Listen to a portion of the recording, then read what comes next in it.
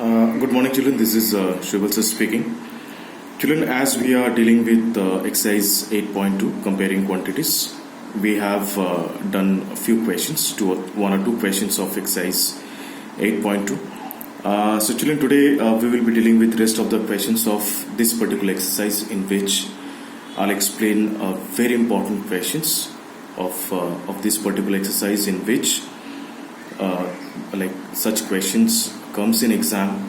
We prefer to give such questions in examination, and these are the primary concept of comparing quantities based on profit and loss. Children, question number 7. First, I would like to explain question number 7 before I go for question number 5, question number 8.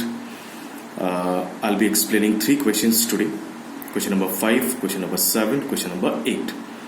So I prefer to explain question number 7 at this moment. So the question number 7 is about a milkman sold 2 of his buffaloes for rupees 20,000. On selling on one buffalo, he made a profit of 5%, and on selling on another buffalo, he made a loss of 10%. We have to find the total profit, overall gain or loss. Children, I'm repeating my question once again. A milkman had 2 of his buffaloes, 2 buffaloes. He sold both of his buffaloes in rupees 20,000. 20,000 for one buffalo, 20,000 for another buffalo. These are the selling price of each buffaloes.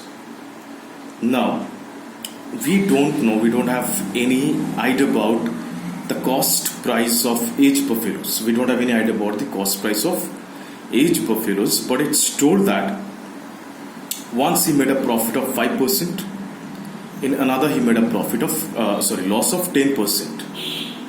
Cost price is unknown to us. We don't know what are the cost prices. We have to find their cost price, as well as once we get the cost price, we can easily make out whether the person had made profit or loss. So children, let us go for the solutions at this moment. So here I prepared a solution for you all. Here the selling price of each buffalo I have considered 20,000 and he made a profit of 5%. He made a profit of 5%. Let the cost price be 100. We are not considering X, because if we use X method, if we consider any variable instead of considering 100, it will be quite larger to understand. It will be a bit difficult to understand. This sum is quite understandable if we consider the cost price as rupees 100. So I considered the cost price rupees 100. So the selling price, of course, as he made a profit of 5%, so the selling price will be 105, because 5% of 100 is 5 rupees. 5% of rupees 100 is rupees 5. So here, if the cost price is rupees 100, selling price is going to be 105.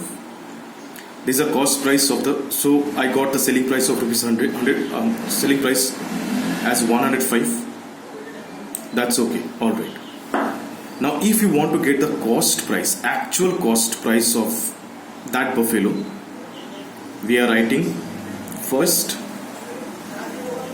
cost price divided by selling price into 20,000, means rupees 100 divided by 105 into 20,000, because I want to find the actual cost price of that buffalo. So if you want to find the actual cost price of the buffalo, we have to consider the cost price above, down is selling price, into 20,000.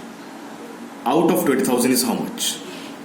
Why we are multiplying with 20,000? Because we want to find the cost price out of 20,000 is how much? So this is what we are dealing with. 100 by 105 into 20,000. We got 19,047.62 rupees. 19,047 rupees 62 paise.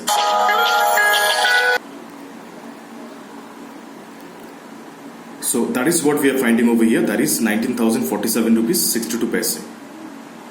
So that was the cost price for first buffalo, the first one.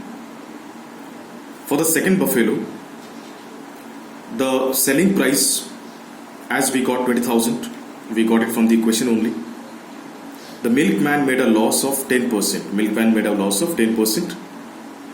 Let the cost price be rupees 100. I've considered again the cost price as 100 and selling price is rupees 90. Selling price is rupees 90 because as he made a loss on selling the second buffalo, so if the cost price is 100, selling price must be 90 because 10% of 100 is 90. So I got the selling price 90, I got the